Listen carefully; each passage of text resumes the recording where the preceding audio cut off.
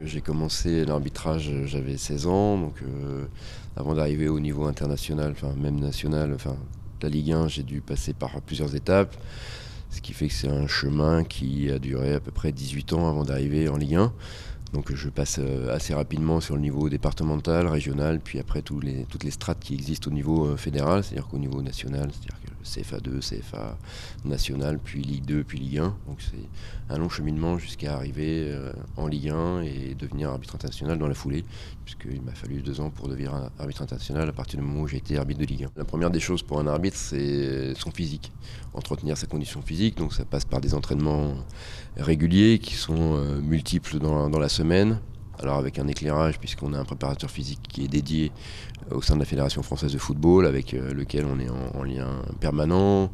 On envoie nos données d'entraînement toutes les semaines et on a un retour sur la qualité de notre entraînement et le contenu de nos séances. Donc c'est un entretien quasi quotidien au niveau physique. Après, il y a tout ce qui est préparation mentale, la formation, les stages qu'on peut avoir régulièrement.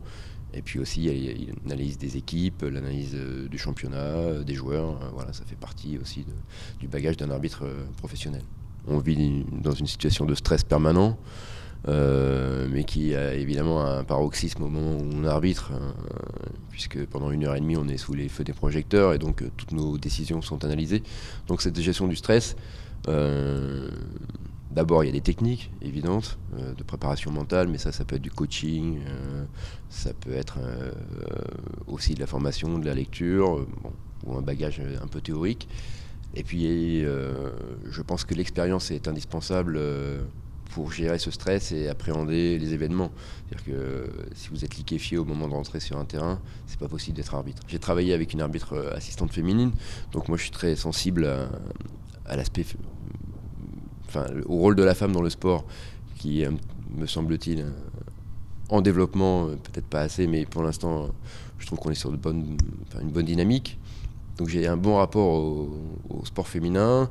J'ai quelques amis qui jouaient au foot quand j'étais collégien, puisque dans la ville dans laquelle j'étais, il y avait un club qui jouait à l'époque en division 1 féminine, donc dans un petit village donc, qui s'appelle Condé-sur-Noireau. Donc euh, à l'époque, il n'y avait pas beaucoup de football féminin, et donc moi j'étais assez imprégné de cette culture-là. Donc voilà, j'étais peut-être plus ouvert que d'autres à la pratique du sport féminin. Et récemment, j'avais demandé, puisqu'il y avait des finales universitaires qui se déroulaient à Grenoble, j'avais demandé aux responsables universitaires qui m'avaient sollicité pour arbitrer la finale du championnat masculin, pardon.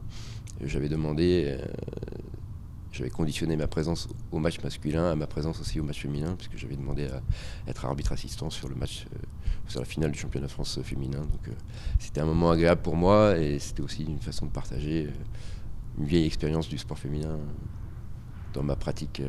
Je pense que la qualité principale d'un arbitre, c'est le courage. Après, il y a d'autres capacités, la réflexion, la psychologie, l'écoute. Mais vous avez aussi la pratique physique, parce qu'il ne faut pas oublier qu'il faut des qualités physiques aussi pour être arbitre. Parce qu'aussi, avant tout, on est des sportifs. Donc voilà, c'est un bagage assez complet.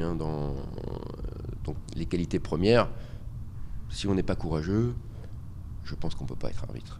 Après, tout le reste peut se développer. Mais le courage, je ne pense pas qu'on puisse l'importer comme ça et se le greffer. Je crois qu'il vient intrinsèquement.